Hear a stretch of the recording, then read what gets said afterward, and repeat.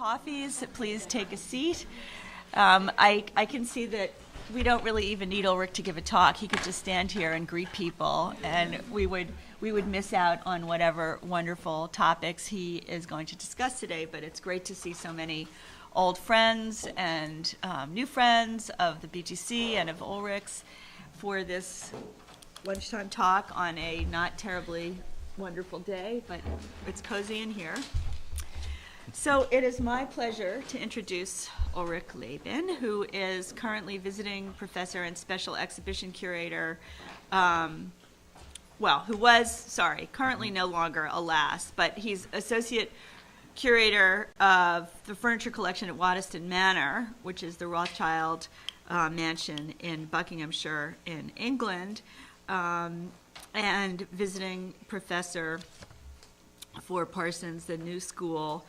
And he is also consultant for the historic collections and interiors of the historic rooms in Palais Beauharnais in Paris, which is the German embassy that has recently reopened after a long renovation and is a must visit if you can when you're in Paris.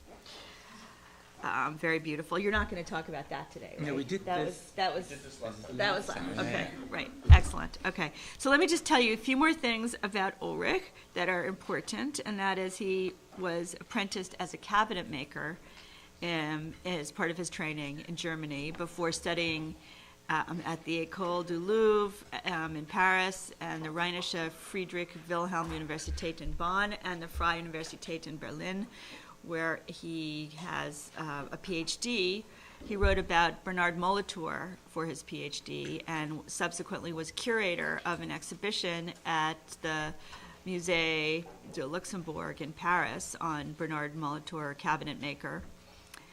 He's also a co-curator of the Honoré Lanoyer exhibition that was at the Met a few years back, and closer to home, co-curator of the exhibition here at the BGC on George Henschel, which was, I'm sure many of you saw that in 2013.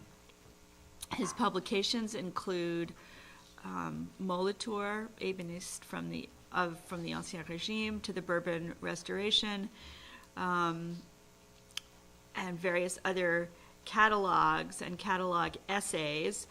Some of you may have seen the incredibly beautiful Flammarion book about the Hôtel Beauharnais that recently came out. That is a fantastic documentation of this very elaborate project that Ulrich was spearheading there and is still ongoing. Mm-hmm. Yeah, more rooms are being done.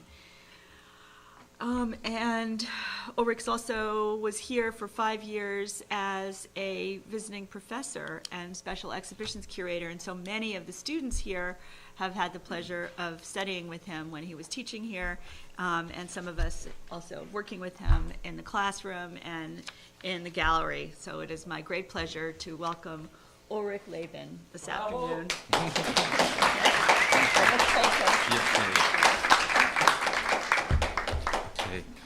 Thank you, Deborah, for this very warm welcome. Can you hear me? Okay. I'm going to give you a short introduction in this brown bag lunch, which we came up as an idea when Deborah and I met this summer in the countryside in the middle of the fields, and we said, thinking about New York and about what we could do something about the big city of Paris and the work there. And so Deborah very kindly invited me to speak to you about this project, which is really in the making, very kind of first states, very early to speak about, and for which I associate with a PhD student who works at the University of Münster in Germany and at the Haute École, I have to write this name because it reads this name, it's the Études Pratiques des École Pratique des Hautes Études, which is in Paris, so you can now share your studies between two countries in Europe and between two cities, and who is Mariam Shivzek, who I met at the German Forum when she was an intern and working with us in the preparation of the Hotel Beauharnais. And Miriam is kind of like some of you who were working with us on Henschel. She's kind of like a student of mine, I can say, because she told me the first day we met in Paris that she would be interested in furniture, and she is very much interested in furniture, and in a way that she did her master on the German community of cabinet makers in Paris, and that she's now preparing a PhD, which is going to be presented next year, about Martin Calin and German cabinet makers in Paris in the 18th century. From that ongoing contact, we kind of thought that it would be good to have a more larger view on the topic, and from that stemmed a project. When did we start to discuss? Like a year ago, when I returned from New York, and we said we need to have something new. I missed all the students here and this very intense exchange, so I was more than happy to kind of link up with Miriam, and we're now in the process of preparing that project, which I give you a little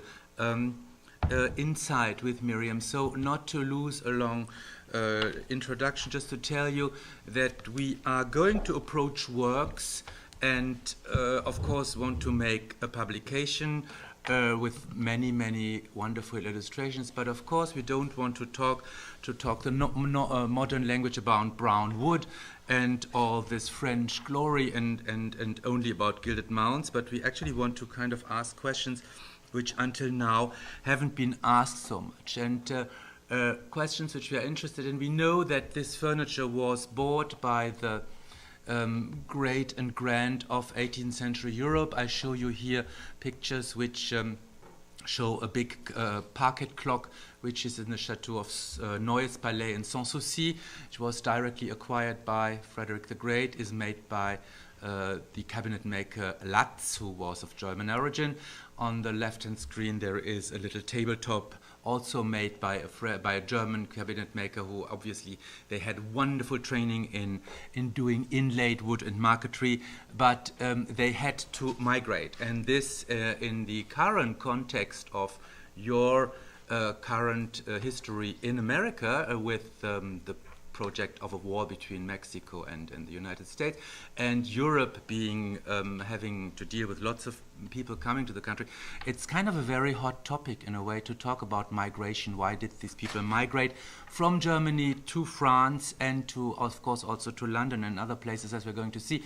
And in so far, we would like to open up this topic far beyond the realm of beautiful furniture, lovely gilt bronzes, and the ladies who like this kind of stuff to buy.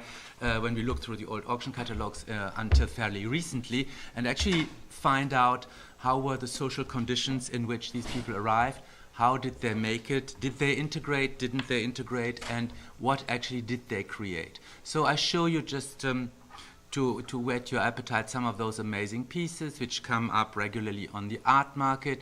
The art market has completely transformed. Christie's just closed down bigger part of their furniture department in London. Many galleries who would sell these things just closed down. They just step back from business. Some very aggressive dealers stay. We have a big scandal about faking furniture in Paris right now, which is not very good news for the furniture field. So it's a field which somehow, in which some people have made an enormous amount of money, big benefits, and a lot of dealing with prestige, but at a period where people like this incredible sponsor and patron of the art like Jane Weitzman are just like very old age, there is a lack of a new generation being interested in this material, and that's something which is very interesting. Also, that for example at BGC, if you don't invite necessarily the crack who talks about French furniture, it's very difficult to find actually today a course on that material in New York, while the collections in the city are amazing. This is another table which is luckily at the Metropolitan Museum. It's made by Jean-François Euben for Madame de Pompadour, who was the great French courtesan and lover of Louis XV. This is a well-documented piece, but I show it here really for this incredible feature of the open work leg, which I hope some of you will be able to see in the Linsky rooms in the Metropolitan Museum. It's just amazing to have these ideas. And why did these guys have these ideas, and how did they come across this? That's the questions we are going to ask. There's also novelty and innovation, and actually thanks to one of my students here at Bard who works in fashion and who assisted at a colloquium in Paris on Toile de Juillet, there is this table in a museum in Paris which actually reproduces Indian printed cotton pattern on the top of the table in marquetry, which is a one-off that doesn't exist in any other place. I show the printed cotton on the right-hand screen. And as it happens, we now know that actually next to the workshop where Urban was working, there was a dealer who was dealing in printed cotton of that style. So it's very, very interesting. We're going to investigate in the research we are doing the places where these people worked, with whom they were collaborating, how they were integrating with the local craftsmen and with the trade. And so it's far from being just like, glorious furniture. It's really like to get to the core of it and understand how it was really consumed. This is the side of France which we all love and we all know, which has become a bit like its stigma in the last 30 years, because they say it's always the same thing and it hasn't not enough perk for people from today. But this is the society who actually was very keen on buying that kind of stuff. Just show you randomly some pictures of these interiors which show very lavish furniture from the time.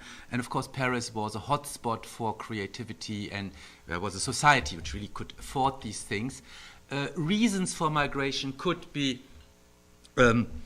just today like economic poverty or misery, and also religious reasons. So I just show you a church from the 19th century to put up that point, but we know that, for example, the famous German origin cabinet maker David Röntgen established an international business due to the fact that they were part of the Moravian Brotherhood, and the Moravian Brotherhood had communities all over the Western Hemisphere. So as well in Germany, from where they had to migrate because they were only allowed to live their religion in certain protected areas by some princes who allowed them to settle down.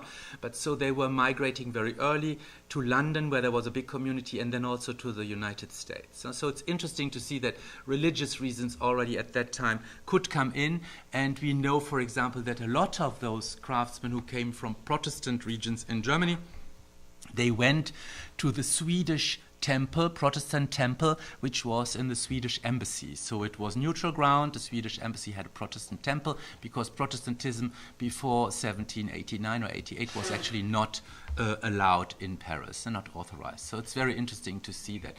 Now, very few cases can be documented, as it was possible for me to document the life and the work of Bernard Molitor, who was the study case of my PhD years ago.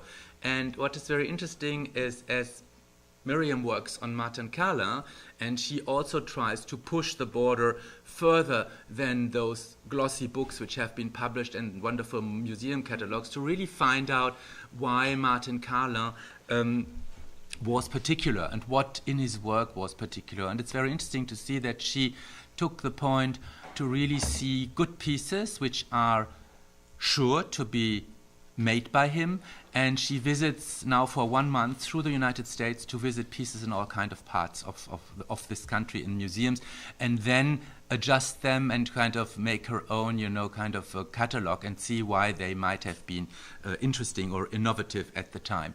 Now, Molitor, the case, I looked really for pieces as well on the art market, in old catalogs as in collections, and what came out with his work, and it's very interesting, and that's the one I can talk about, is the kind of evolution in style from top left before the revolution, what is an English type tea table, to very avant-garde design about 1800, before actually the empire kicks in. Very innovative things, and furniture which normally in Italy would be made in marble, such as this big dining room table, or a table like this which would be in metal or in bronze. He made this all in wood. So he obviously was really innovative in the choice of his materials. He also integrated within a career which took about 30 years all those major styles, mainstream styles, such as the late Louis XVI styles from the last years of the Ancien Regime. He was a master only in 1787. Then he became, against his will, the kind of prototype of a revolutionary cabinet maker whilst being a convinced royalist by making furniture which only displayed this incredible use of mahogany like you know, modern cabinet makers would use, or like you find Asian lacquer displayed on furniture, embraced the consulate style, but also at the same time, while other people made furniture with round columns for the empire style, looked already forward to the troubadour or the neo-Gothic, which is kind of pretty modern. Now, these pieces were loved at the time. They were also published, and that's very interesting what we found with Molitor, that actually his work must have intrigued people at the time because you find them in fashion engravings or in model plates. So this is a fashion engraving 1802, and this is a model engraving 1806, which can be dated with the addition of the Mésangère model plates, which are in the Metropolitan Museum and which have the wonderful case to have their date sheets with them in the folder. So you can actually date these plates to the year, which is fantastic. And the fashion plates, the journalists who wrote those dresses up, they say we actually look at fashion, but we also see things in shops. So we just thought that the audience might be interested to also see what is available in Paris on the market right now. So there is a real day-to-day follow-up of fashion, which is what we expect from a fashion journal, but also of furniture fashion, which is very interesting. Very rarely we have the case that we can follow somebody like I was able with Molitor from his birthplace, a mill in Luxembourg, in the Duchy of Luxembourg, which has been refigured today as a weekend cottage and looks much less attractive than in this old photograph, and his grave. This is his grave on the graveyard in Fontainebleau, which is a little bit like, you know, falling apart, but they have these eternal how do you call it, condition or your licenses, so it will just remain there. It's also a very rare case that due to the fact that I was able to make contact to the descendants of Molitor after I published the book, we now have a passport for him given by Merci d'Argenteau, who was the ambassador of the Saint-Empire. Luxembourg was part of the Holy Empire of Germany, Austria, so it was actually the Habsburg Netherlands. And so when in Paris he planned obviously a trip to go to London, as it's written on this document, he went to Merci d'Argenteau. We also have for him lots of papers which survived in the Archives Nationales, but also in the family, and which have to deal really with his survival, which was very delicate and like on a string of silk during the revolution, because he was suspected to be a monarchist and was or could have been imprisoned very easily. So these are documents which are very rare, and we hope to find many of such documents also for those about 100 names we are dealing with the project we are working on. We were able to gather 100 names. We already know from research which we were able to do in the last days in the Ted Dell documentation at Bart Hall that it will be very unequal. There will be names where we have documents and names where we only have a name, and there will be names where we have documents and objects, and for some guys you will probably only have objects and no document at all. So it will be this weaving together, and what I show you here with Molitor is really like the fruit of 25 years of research, which of course continues after you have done a PhD, and which is an ideal case. And this is the documents we are kind of dealing with when we go to the archives, and which you must be able to just read in order to understand. And we're also interested in these documents not only for the workshop and for how much they owned or what they had, but also about their personal belongings. And in the case of Molitor, I could tell you, I pushed this very far. I was able to meet Nicole, his great-great-great-great-great-daughter, who passed away only this spring, 94, and became a very good friend. And she had in her drawing room this desk, which I knew from an inventory of 1833. He probably made this desk when he married the second time round. She had the regulator clock, which is described in the inventory of the death of his first wife of 1796, and the portrait of his daughter, her great-great-grandmother.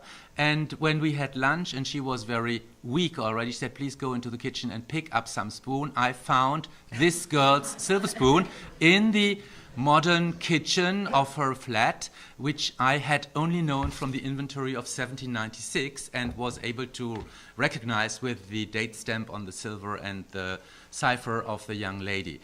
So this is how far it can go, and in a way we call this material culture, but you can be it's kind of there, you know. And the chance in France is that still today we live with the stuff, it's just there, you have to see it.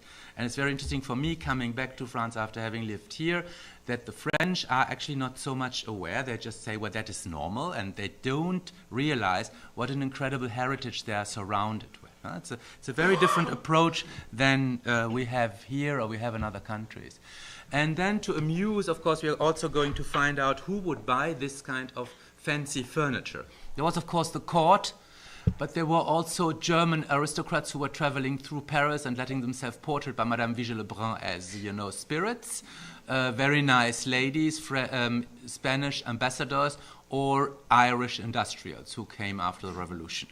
So, and French people, of course, themselves too. After the revolution, this is Constance Meyer and her father with a very fancy furniture from after the revolution. The top to reach was, of course, to aim for the royal market, and this is the side of a desk which is today at Waddesdon Manor, belonged to Louis XVI, and shows the ciphers of the king on the sides of it. And that is the wonderful administrative building of the Garde-Meuble de la Couronne, which is today still at the Concorde Palace. It's about to be transformed into a museum of French history, which you can visit in some years. But if you reach to produce for those institutions, that was the peak. And many of those pieces at the last whisper of the Ancien Régime, the late 80s, were actually made by craftsmen who had a German upbringing, who had migrated to Paris in order to establish themselves. And we want to find out why.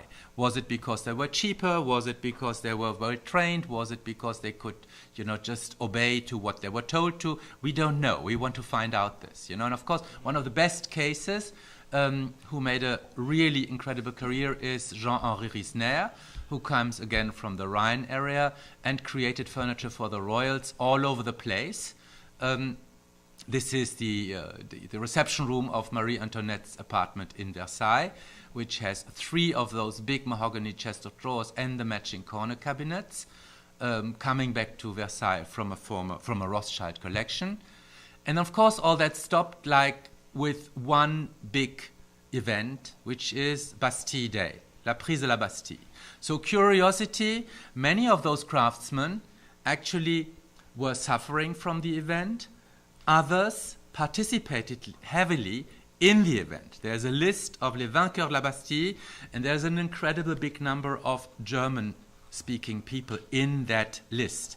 And we're going to find out why was this. Was this the kind of poor part of those who were underprivileged? They were certainly not the reasoners. But it's very interesting that Molitor, who was living near the Bastille, was not there, but his cousin, Michael, who was never married and thus never really appears in the documents, but he has listed himself as a vainqueur de la Bastille, as somebody who was among the stormers of the Bastille, which was a caution for royalist Molitor afterwards when the revolution became very sticky and dangerous. So there's lots of things we will find out.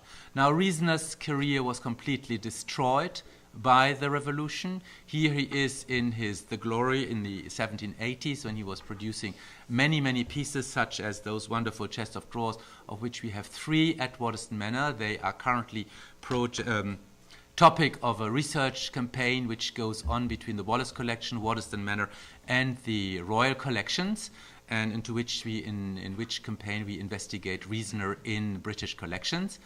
And his work, I can just show you innovation, novelty, quality. You see that he did this desk, which is again in Fontainebleau, made for Marie Antoinette, where you have a metal lozenge-shaped gridwork. Some people say it's pewter, some people say it's steel, but I actually don't know. It's like silvered bronze. but inlaid with mother of pearl. This is an incredible technical tour de force, and this is what he did. Another example for quality, and I apologize for the bad image, but this is Waddesdon Manor. You have these trellis on the side of the secretaire, on the side, not on the front, but every trellis is filled with a different arrangement of flowers. So this is top-notch quality, and we need to really investigate and to find out what were the motivations and how did they do these things. And we have Martin Carlin, who really excelled in making this porcelain-covered furniture, of which the biggest holdings in the UK are at Waddesdon Manor, and we had a very close look at them last winter with Miriam. They also were very innovative in looking at materials. This is a folding table made by a German cabinet maker called Canaba, comes from the Lagerfeld collection, and it's actually pretending to be like a picnic table because it can fold down, but you know, if this was made in mahogany and with polished steel, you can just believe that it was in some posh interior in a hotel particulier, where some of those end of the Ancien Regime people, you know, would have just been amusing themselves with these things, you know. Innovation, creativity with Canaba, small pieces, very much utility pieces of the finest design. Innovation with pieces such as the secretaire, which combines a bookshelf, a chiffonier, and a writing table on the right-hand side. And, believe it or not, a solid mahogany armchair by a cabinet maker who's called Stöckel. And this just appeared on the art market some years ago. And very interesting pieces such as mahogany, like the chest of drawers by Paffrath, which was actually on the Biennale this year in Paris, and this very wonderful and rare Louis XVI bed made in solid mahogany, which is something very unusual on the French market. You find solid mahogany used in America a lot, but in Europe, especially in France, it's really like top novelty. There were also cabinet makers who survived the revolution, such as Molitor, but also Adam Weisweiler, who catered as well for the crown as after the revolution for the market, and embracing completely the new style of the post-revolutionary years. They were thinking about transportation and shipping. There was a lot of marketing involved because they dealt with agents or with marchands merciers as Dominique Daguerre or Lignereux or Thomire. And there is all this incredible furniture by Carlin or Weisweiler, which can be, and Molitor, which can be completely dismantled, which is actually not corresponding to the traditional rules of cabinet makers, because it's like a fabriqué IKEA deluxe. You can actually unscrew all these things, put them into a box and ship them. This is something which I'm very interested in, and they must have had the kind of idea of modularity, making certain forms which can be reapplied in several ways, and of course advertising them with catalogs which could be printed but also drawn, and this is a sheet from a fantastic catalog that was drawn for the sister of Marie Antoinette, Marie-Christine Saxe-Teschen. She was living in what is today the Netherlands, and she got a shopping list from one of those dealers, and after which she was making her commissions, posing her commissions in Paris. Now, the story we are dealing with is really like the Paris and German-speaking origin, but that we are not alone. Of course, we could do the same topic with London, and I don't speak about the Röntgens in London or about other cabinet makers from Germany who were working in London, but I thought for you it might be interesting to remember that Charles Honoré Lannuyer was actually born in this wonderful country inn, which is still up, the building in Chantilly, just outside of Paris, and that he migrated to nowhere else than New York. And I just show you a picture of some of those wonderful old brownstones from the beginning of the 19th century, which are still up there downtown, and where you can just imagine that from Chantilly to New York it must have been quite a jump. And then of course he produced French furniture for the American market, and we were so thrilled with Peter Kenny when we were working together on this exhibition for the Metropolitan Museum, and Peter came to Paris, and I was able to introduce him to an old chatelaine and to show him a collection which was flogged in public market last year, and so he saw it. It was completely intact and collection from the period of 1800, and Peter invited me to New York, and I was looking with him at American furniture. So this was wonderful to see in how far things were similar and in how far they were very different. I can only tell you what La Nuit marketed in New York as French furniture. He couldn't have sold it in the suburbs of Paris or in the province because they would have laughed at him, you know. So it's incredibly innovative. He did a very good job, but it has nothing to do really with French furniture as we understand it.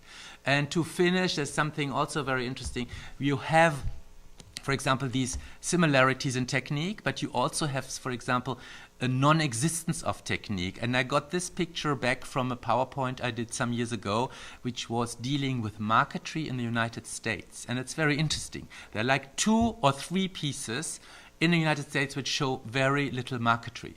And one is this wonderful piece which has this kind of running stag with a hound behind him, and probably made by one guy who can be fixed. He has the name of Mr. Zweipfennig, Mr. Twopenny. He was working in the area of Philadelphia, and he must have brought the technique of marquetry from Germany or the Netherlands to this country. And it's very interesting. I want to confront that scene with a bronze mount with the stag and the running hound on a chest of drawers made by Latz for the King of Saxony. So this is today in the John Paul Getty Museum, but it's very interesting that you have these correspondences, so you can enlarge the scope, okay? And you could do on a smaller range, probably this research also for America or for London, okay? So this is what I wanted to present here, and trying really to open up our vision to not only look at the pieces as beautiful witnesses of a long gone by period and another lifestyle, but actually trying to ask new questions to understand the mentality, the thinking, and the motivations behind the migration success or non-success of those people. And hopefully in some years we'll be able to present a big publication and perhaps an exhibition or something more on that topic. Thank you very much for your attention.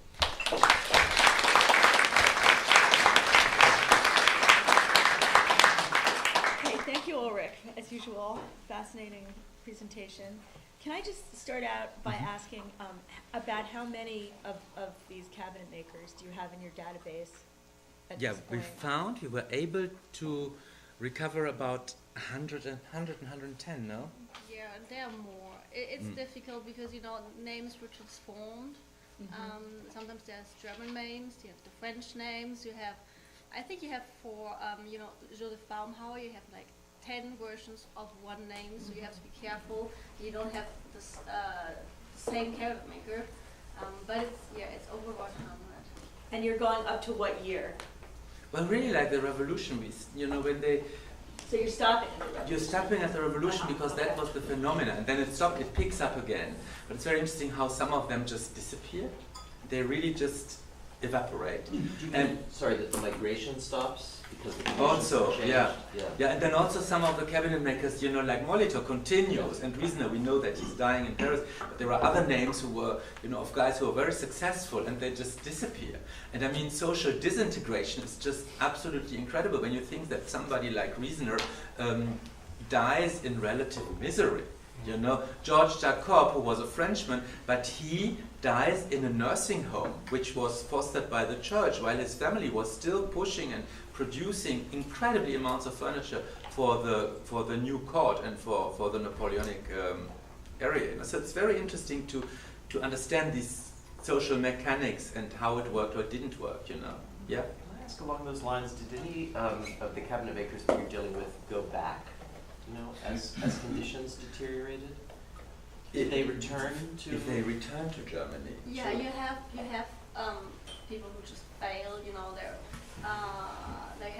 We have some examples where you have a process because they just lost all the money and they have to pay all the people where they bought their wood and their vases, and they just could not pay the bills, so they just flew. They run away. Many run away. Do we know if they go back and practice? Actually, you don't know. No, of this case, we don't know where they went back, but I presume that they went back to Germany. So, can I ask you, while we're talking about migration, I mean, it's a wonderful project, and I think it's what we've needed for a really long time to have this in one place. And just listening to you, I was struck by well, the impression I had that Germany's been a source of cabinet-making talent, you know, long before the 18th century even, and in looking through Roman inventories and advertisements and things. I mean, Rome was basically full of German cabinet makers in the 1660s and 70s and 80s. And Naples is still, when Naples, you go to because San it's Martino, it's all very done by important. German guys. You know, I didn't speak of Naples because, yeah, I actually and, you know, got to do even this. Amsterdam, like Hermann Yeah. Domer is Mhm. German, you Yeah. know, so since the 17th century. So what, looking more broadly, not just at that moment, what do you think is driving, you know, what makes Germany the font of Well, my former excellence professor, and innovation? you know, Michael Sturmer, there's this wonderful book which is only being written in German, but he deals with the trade of cabinet makers in Germany in the 18th century, and he said that it was really this incredible, rigorous corporation and guild society, you know, which people who came to America ran away from, and that system was so rigorous that it actually suffocated the society because it was completely restricted. If you were son of a guilds craftsman, you would of course be able to continue, but it's the same like in Paris before the revolution. You marry into a family, you marry the wife, or you marry the widow, and then, or the daughter, you know, you're in. But when you're out, you know, it's like you're really out. You know, it's a little bit what you're living in France right now, when French people say, my child is 25 and has a contrat de durée indéterminée. This doesn't correspond to the social reality of the country anymore, but it lasts as long as it goes. Then comes a crash and it burns, you know, it breaks down. And in Germany, these guild societies have survived for a very long time, but there was no other choice than to go away if you wouldn't finish in misery. You know, and so they went away if they had some balls or some, you know, like wish to make some money and to have a family. You know, for example, nobody, if you are not having the mastership, you would never have the idea to found a family, never to speak to have children. You know, Molitor was 33. He gets through lucky circumstances, which again is like, you know, Hello Magazine. He comes to Fontainebleau. He works for the court. He meets the younger widowed daughter of the main carpenter from Fontainebleau. Comme par hasard, they're marrying 3 months later, you know, they're having a daughter. 3 days later, he gets the mastership and he's in, you know. His cousin stays bachelor all his life, and he lives next to the family in a chambre de bonne with the most humble conditions. And when we have his inventory of debt, there are only some Catholic prayer books, a cross, and the uniform which he kept from the Vainqueur de la Bastille, you know, which he must have been very fond of. But this is what we want to find out about. You know, he was a non-person, but he did probably all the marquetry work, you know, because Molitor did know marquetry. So you want to feel, it's like you want to find the nerve of the time to understand these people, because their thinking was very much like what's actually happening today. You know, not in the digital world, but actually in the world of people who, you know, when you have the black guy who comes from somewhere in Africa and says he wants to make a cleaning shop in Berlin, and they do it, you know, but they have a drive, they want to make it, you know, and so that's the positive aspect of this migration factor. Yes? I have a question about the kinds of sources you might have to get at these questions, these really interesting questions about motivations for migration. You mentioned social integration.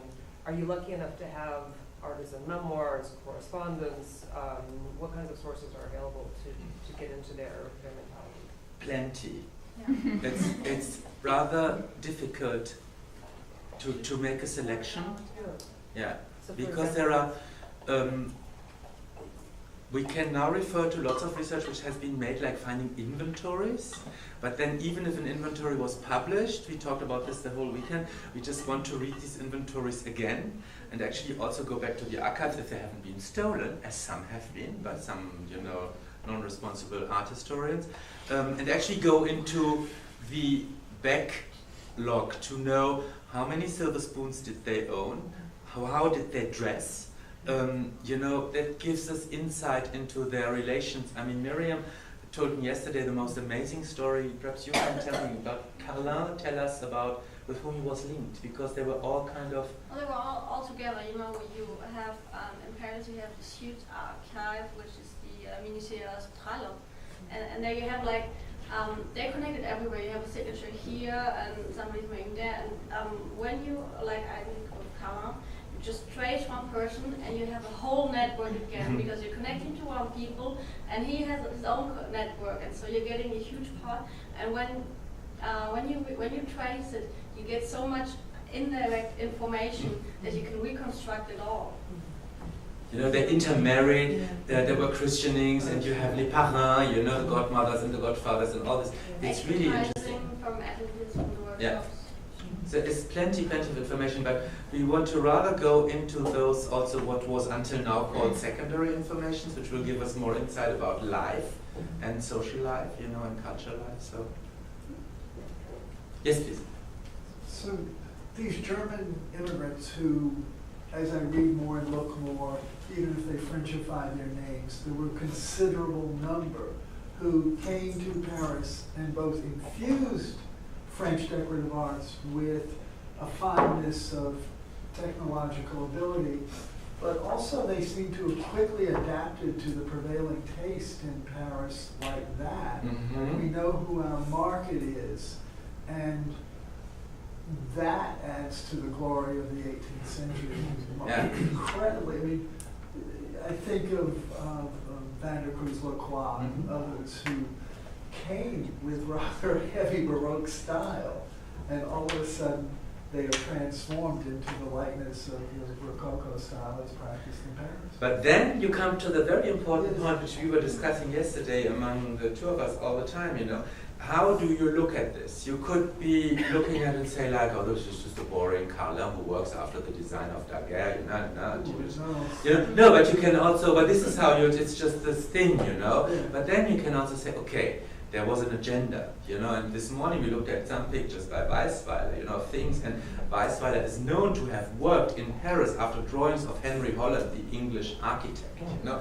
So he had this capacity of adopting himself, and perhaps as they had already migrated, you know, from Germany to France, where he could just, you know, deal with some English drawing, you know. I have chairs which were made by Molitor, which definitely show English corner blocks on French chairs. But I had to go, I've been living in England for 3 years and I know English furniture enough. Probably nobody French who is always in Paris and wonderful Paris and Paris and Paris. They don't see it because they don't know it. You know, you have to be in England and in America to see corner blocks from the other country. And it's only this friction, I think, when you leave your own home country and you expose yourself to so-called foreign culture, that you can get these things, or that you get the messages. So there's an international synthesis across borders. In a way. Create a new style. Yeah, and for us also this sensibilization, both foreigners. You are certainly told you're a foreigner when you're in France. You know, it's very difficult to integrate, even after 30 years. You know, it will be made sure for you that you're a foreigner. It's very different when you're living in America. Everybody says, okay, you know, your accent fine, but here, but everybody has no accent here. But no, but this is very interesting. You can integrate your own experience and a life experience from, you know, very much human beings haven't changed so much. Can I ask you about that? Because I was in the Lehman collection this weekend, and I looked at the label, and it identified Martin Carlin French, born in Germany. And I was just struck by that, and I was wondering, you know, what do we do? I mean, it's not wrong, but it's also not right. So how do we? Yeah, that's quite. I think we have to get over this point. It's really difficult because everybody loves to categorize everything. You know, you're French, you're German, you're this, and we are here in a symbiosis, you know, in a mixture where things are getting together and create something totally new. So is he French or is he German? It's like we are discussing, it's like car producing, Mercedes, Opel. They're producing in China, so are they German cars or are they Chinese cars actually? It's really hard to deal with the categorize. When I'm presenting my subject, I say I'm working for German cabinet in Paris. When French people presenting my subject, it's, oh, she's working on French cabinetmakers, originally from Germany. And we don't want to offend, we have Austrians, and we have also Habsburg Netherlands. So that's why we say like Germanic origins. We don't want to go into this national thing, you know.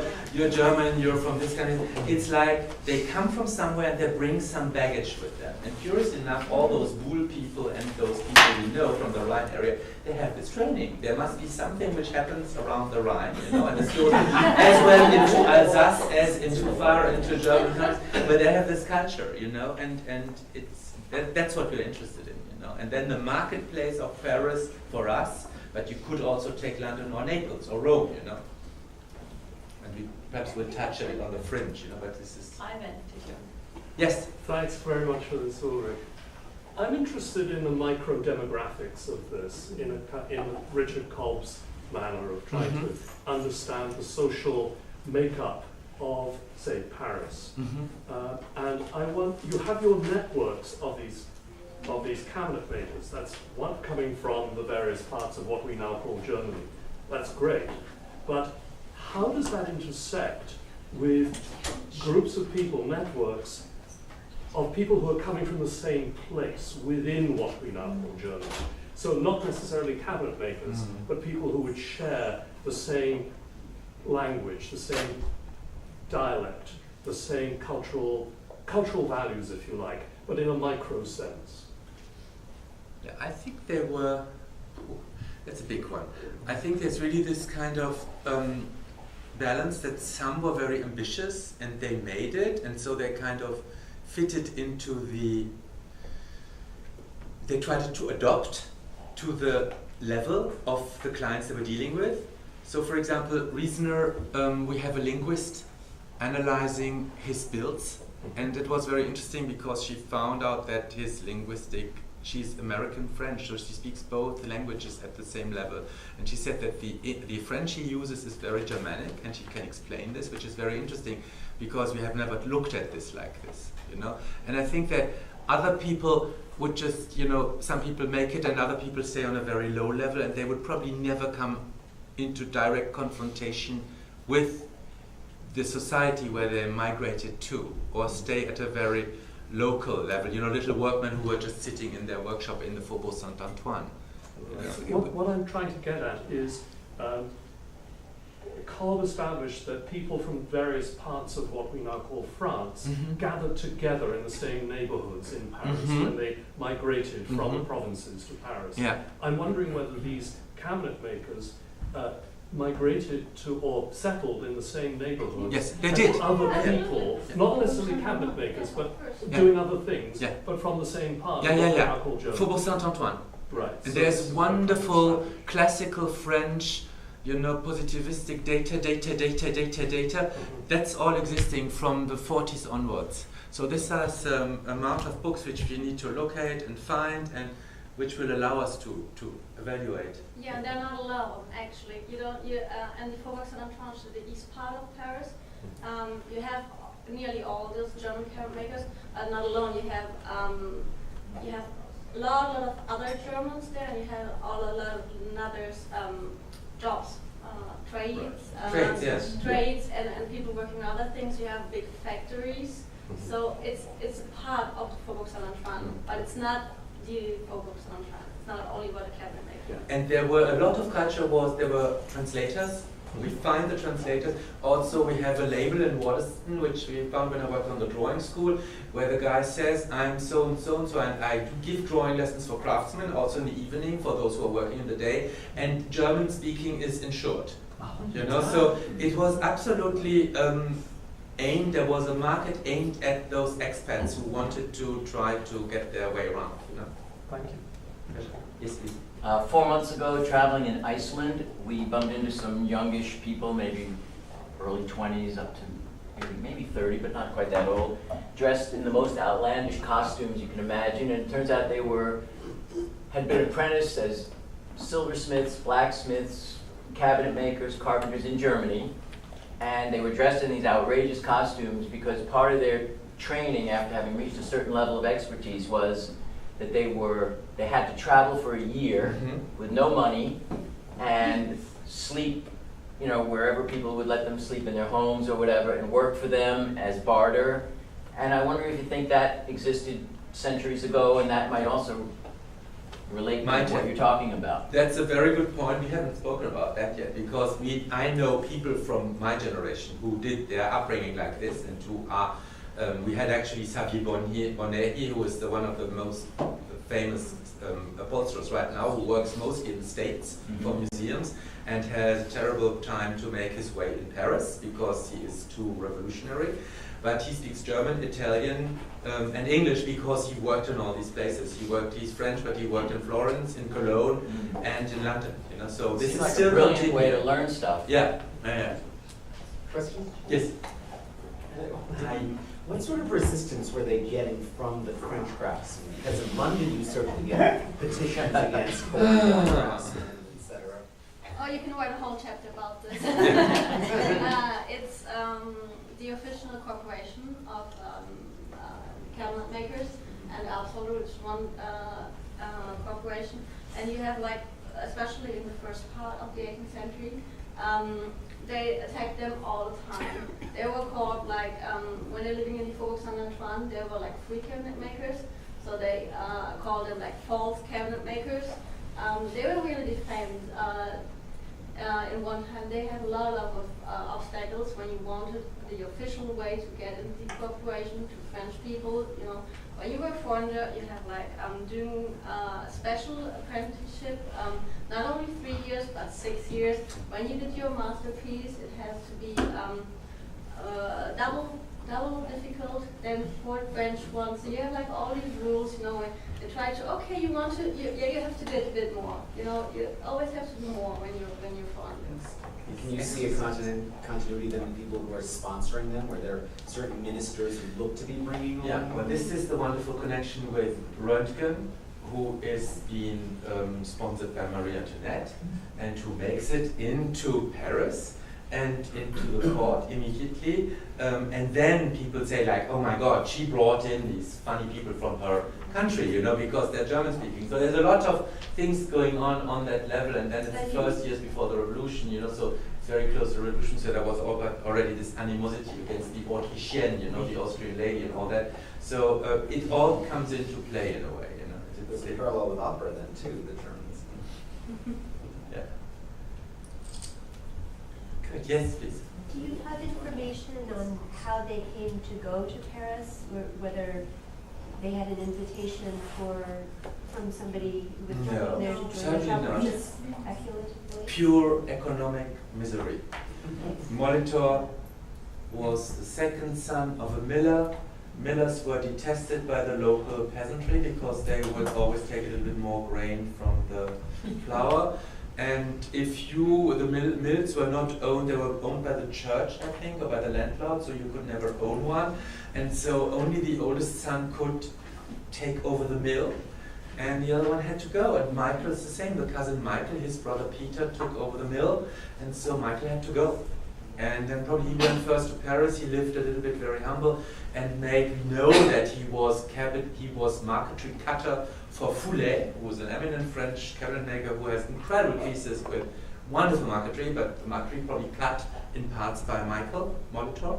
And then so Michael was there, and Bernard Younger came there because he knew he had a cousin in Paris with whom he could set up and live, you know. So they lived together very humbly as bachelors, and at some point, you know, Molitor Bernard, he kicks it off, you know, and he goes to court and he works at court and he just makes it like, and if the revolution wouldn't have happened, you know, he would have been like one of the big stars at the, you know, at court, which is, you can say with, you know, we have to go to see how we go on with guys, you know, certain characters which will allow us to give answers to these questions.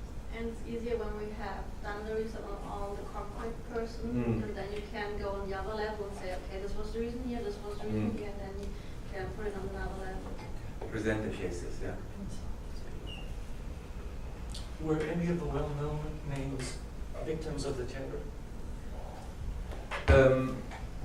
Molitor nearly. And Was he in prison? Nearly. No, very good question. Very nice that you asked this. I got there's a reprint of Les Actes du Tribunal Révolutionnaire of Marie Antoinette, and he's quoted in there. He was quoted to the to the judgment of Marie Antoinette because he was in close connection with the last architect who worked for the crown and who made special secret fittings for the royal family in the Tuileries. And so they were at the pulse of history. This is why also actually one of those stories which we were very intrigued in and which we're going to work on, because it's like a Hollywood movie, you know, it's like the script for a movie because you're in the history, you read it really, you know, and you can understand the kind of freshness of it when you find these documents.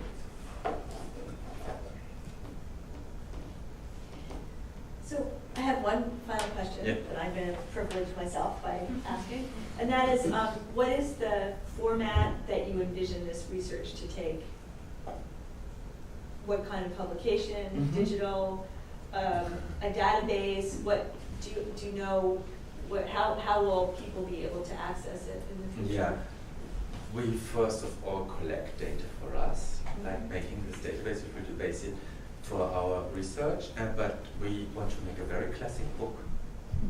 And this is in our project a real book which you can hold on your lap and read and has a real, you know, references in them and documents, and then from there we can see, you know, if we can make something, you know, and if things are more, if people get again more interested, like in something like this incredible TED documentation, which is kept by this institution, for the moment it's just sitting there, you know, but we need to revive interest in these things and in those topics, and then you can bring them back to life. It seems it would be an ideal resource to have as a digital resource, because then you could crowdsource it, and every time people are researching and find little pieces of the story to put it together. A book, you know. Yeah. That would be about the same thing. We're just discussing this right now between the Royal Collection, Wallace Collection, and Waddesdon Manor, with which we said in all respect to the French, we do Reasoner in the UK, only in UK collections, which is, you know, limiting it a little bit and don't taking the cream from the French tart, you know.